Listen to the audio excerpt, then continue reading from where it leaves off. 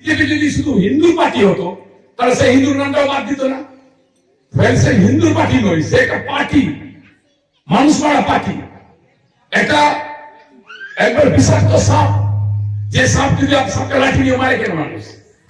সাপ হচ্ছে একটা জন্তু, গরু একটা জন্তু, ছাগল একটা জন্তু, বিভিন্ন ধরনের জন্তু আছে, তার মধ্যে সাপ একটা জন্তু। সাপটাকে মাথায় যাচ্ছেন কেন? কারণ সাপটা হচ্ছে বিষাক্ত, যদি আপনাকে ছবল মানে তাহলে আপনি বাঁচতে পারবেন না।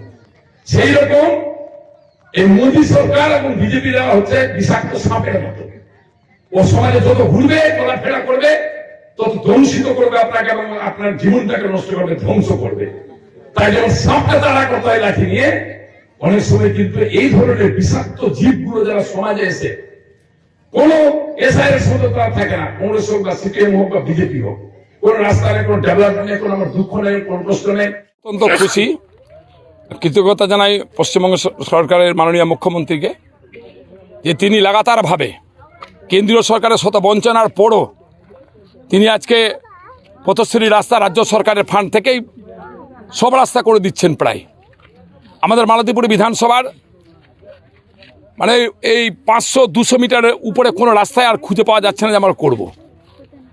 এবারও আজকে দুটো রাস্তা আমরা মালতীপুর অঞ্চলে উদ্বোধন করলাম, একটা কৃষ্ণগঞ্জে 1 কিলোমিটারের, আর আরেকটা রাস্তা আজকে আমরা এখানে মহকুমাতে, যে রাস্তাটা চাঁচলের সাথে সংযোগ করে দিবে, চাঁচল 2 নম্বরের মানুষকে চাঁচলের সাথে সংযোগ করবে গ্রামের ভিতর দিয়ে, মাঠের ভিতর দিয়ে, সেই রাস্তায় 1 কিলোমিটার আজকে আমরা এখানে কবরস্থানের উপর দিয়ে, কবরস্থান যেতে অসুবিধা হচ্ছিল মানুষের, চাঁচল যেতে অসুবিধা হচ্ছিল, সেই রাস্তাটা আজকে আমরা শুভ শিলান্যাস করেছি। আমরা আশা রাখছি 1 মাসের মধ্যে এই রাস্তা সম্পূর্ণরূপে কমপ্লিট হয়ে যাবে। আমরা আন্তরিকভাবে কৃতজ্ঞ পশ্চিমবঙ্গের মুখ্যমন্ত্রী মমতা ব্যানার্জির কাছে, যে তিনি এ ধরনের সুযোগ দিয়েছেন, যার জন্য আজকে মালতীপুর বিধানসভায় প্রায় 150 কোটি টাকার রাস্তা আমরা 2-3 বছরের মধ্যে করে নিতে পেরেছি। এবং সবটা যদি জেলা পরিষদ পঞ্চায়েত সমিতি মিলে যদি আমরা হিসাব করি, প্রায় 250 কোটি শুধু টাকার রাস্তাটাই আমরা আমাদের বিধানসভায় আমরা করেছি। আমি বলেছি যে বিষাক্ত সাপ যখন পাড়ায় বেড়ায়, তখন গ্রামের মানুষরা কী করে, সাপটাকে ছেড়ে দেয়, ছেড়ে তো মানুষকে মেরে ফেলবে। সেজন্য যা যা করা দরকার আছে বিষাক্ত সাপের তাই করতে হবে। তো এরাও বিষাক্ত সাপ, আজকে এসআইয়ের নামে আমাদের ভোট থেকে বাতিল করে দিচ্ছে নামকে। মুখে তাকিয়ে দেখুন, গ্রামের মানুষের কাছে যান, যেগুলোর নাম আজকে এডজুডিকেশন এসছে, তারা হাহাকার কান্না, তাদের চোখে জল, অনেকে আতঙ্কে মারা যাচ্ছেন, অনেকে আত্মহত্যা করছেন। এটা কারা করছে?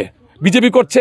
তো বিজেপি বিষধর সাপের চাইতে যদি আর কোনো ভাষা থাকতো আমার কাছে, আমি সেটা প্রয়োগ করতাম, যে তারা আজকে সমাজে এসে সমাজকে কুলুষিত করার চেষ্টা করছে, মানুষকে খুন করার চেষ্টা করছে।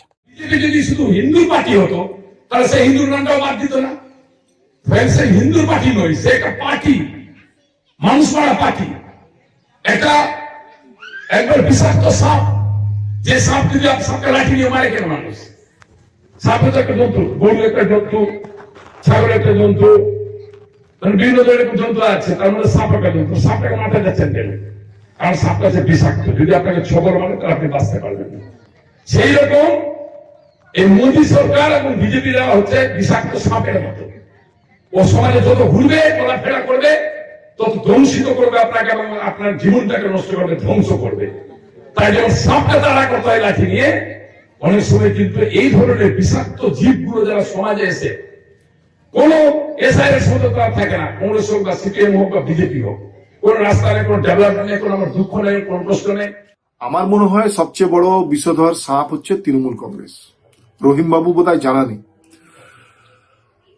পশ্চিমবঙ্গের সবচেয়ে পিছিয়ে পড়া সংখ্যালঘু সম্প্রদায়কে ভোট ব্যাংক হিসেবে ব্যবহার করেছেন, তাদের ভবিষ্যতে ছোবল মেরেছে এই তৃণমূল সরকার। শিক্ষিত বেকারদেরকে চাকরি না দিয়ে উপরন্তু 26,000 শিক্ষক শিক্ষিকাদের চাকরি ছিনিয়ে নিয়েছে, তাদের ভবিষ্যৎকে ছোবল মেরেছে এই তৃণমূল সরকার। আজকে কৃষক সমাজ তার ফসলের ন্যায্য মূল্য পাচ্ছে না, তাদের ভবিষ্যৎকে ছোবল মেরেছে এই তৃণমূল সরকার। যুব সমাজকে 1500 টাকা ভাতা দিয়ে তাদের ভবিষ্যৎকে অন্ধকার করে দিয়েছে, কর্মসংস্থান দিতে পারছে না। আজকে মালদা জেলা থেকে 2 লক্ষেরও বেশি পরিযায়ী শ্রমিক ভিন্ন রাজ্যে যাচ্ছে, তাদের ভবিষ্যৎকে ছোবল মেরেছে এই তৃণমূল সরকার। 2026-এ এই বিষধর সাপ, তৃণমূল নামক বিষধর সাপকে পশ্চিমবঙ্গবাসী পশ্চিমবঙ্গ থেকে ছুড়ে ফেলবে, নিশ্চিন্ত থাকুন।